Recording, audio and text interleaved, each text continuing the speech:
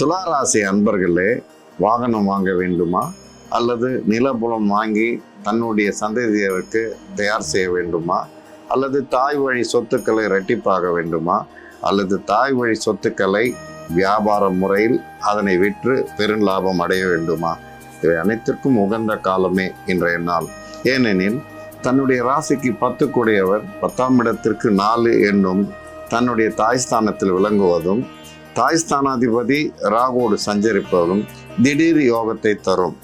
ஏனெனில் அவ்விடத்தில் ராசி அதிபதியும் தன்னுடைய ராசிக்கு பாக்யாதிபதியும் விளங்குவதாலும் பாக்கியஸ்தானத்தில் முயற்சி ஸ்தானாதிபதி இருப்பதாலும் எடுக்கும் காரியம் வெற்றி கிட்டும். இருப்பினும் வாகனத்தில் செல்வோர் சிறிது கவனம் தேவை.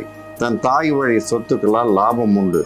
எதற்கும் கையெழுத்திடாமல் பத்திரத்தில் பதிவு செய்யாமல் தன்னை தற்காத்து கொள்ளவும். தனது மனைவி மூலம் ஆதாயம் உண்டு. தன் மனைவி அயல் நாட்டிற்கு செல்ல எத்தனித்திருந்தால் வெற்றி கிட்டும். அரசு சார்ந்த உத்தியோகத்தில் அதாவது பரீட்சை எக்ஸாம் எழுதியிருந்தால் அதனை வெற்றி காண்பர். அரசு உத்தியோகத்தில் இருப்போர் இரட்டிப்பு லாபம் காண்பர். பதவி உயர்வும் வரும். இருப்பினும் ஒரு சிறு டென்ஷன்கள் வந்து போகும். ஆகையால் கோபம் ஆத்திரம் எதுவும் இல்லாமல் சுபமாக அமைதியாக அனுசரித்து செல்லவும். பொதுமக்கள் சேவையில் ஈடுபடுவோர் கவனம் தேவை.